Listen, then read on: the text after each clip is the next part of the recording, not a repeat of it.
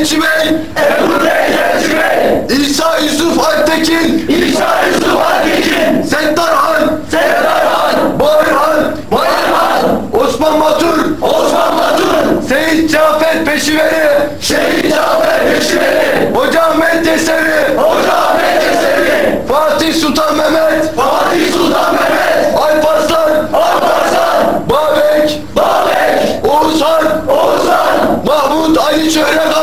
Mahmut Ali Körekanlı ve Ulu Önderimiz Atatürk. ve Ulu Devlet Atatürk, Emin olsun, emin olsun, milliyetçi Türk gençliği olarak milliyetçi Türkiye'si olarak Amerika, Amerika, İsrail, İsrail, Rusya, Rusya, Çin, Çin, İran ve Türk düşmanı her türlü ülke İran